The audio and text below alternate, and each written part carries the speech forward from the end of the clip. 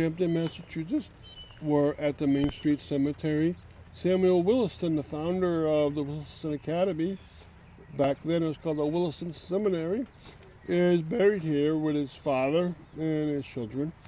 He's buried along the right side of this big gravestone. His parents, the father was the Reverend Payson Williston. He was the first pastor inside of Easthampton, and he stayed there for 44 years as a minister. He was born in New Haven, Connecticut, and his wife, Sarah Birdseye, is also buried here. They're on the monument, but they're buried with their own gravestones right to the left-hand side. Then as you look around, it's in a place where they keep metal pipings inside of here. So his daughter and his son also is buried here. So it's a very nice look, and you can actually see a part of the Williston Academy in the distance. So it's a great look, and I'm glad it really makes this Main Street Cemetery look to the highest level. Now what we're going to do is pause it, and we're going to go to the gravestone just beyond it, and I'm going to talk about that one. All right, we're right behind the Williston Gravestone, and this is also fenced off with metal posts. This is the Ferry family, a very common name within Easthampton. Now, if you look at each one of these metal posts, the ones that are left have chains in them, and the chains towards the middle portion, a little bell, and the bell hangs down from the middle, and then the chain hangs, and it's given pattern from there.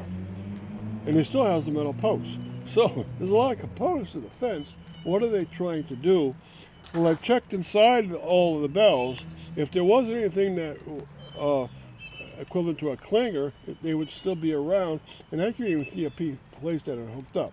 They could have been a place that you stuck smells to chase the evil spirits away. Also, it's very hard to tell, and I don't know at this point why they would have them. What I'm going to do is I'm going to show you one of them as best I can, and that hopefully will give you a sense of what it looks like in the inside. So, now pause. Okay, so I'm holding up one of the clangers. You can see how long it is. It's actually pretty heavy. It's about 6 inches long. I would say it's about 3 pounds or so.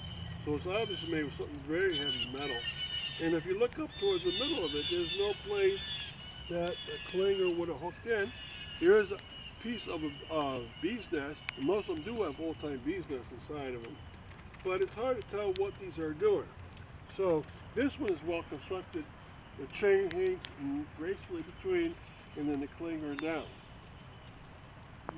Would it have been that it did have a clanger, and it would hit in the wind against it as remembrance, or was it truly just smell inside it? I don't know. It's so hard to tell.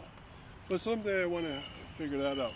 So thank you for coming to this portion of the East Street Cemetery. I'm sorry, the Main Street Cemetery.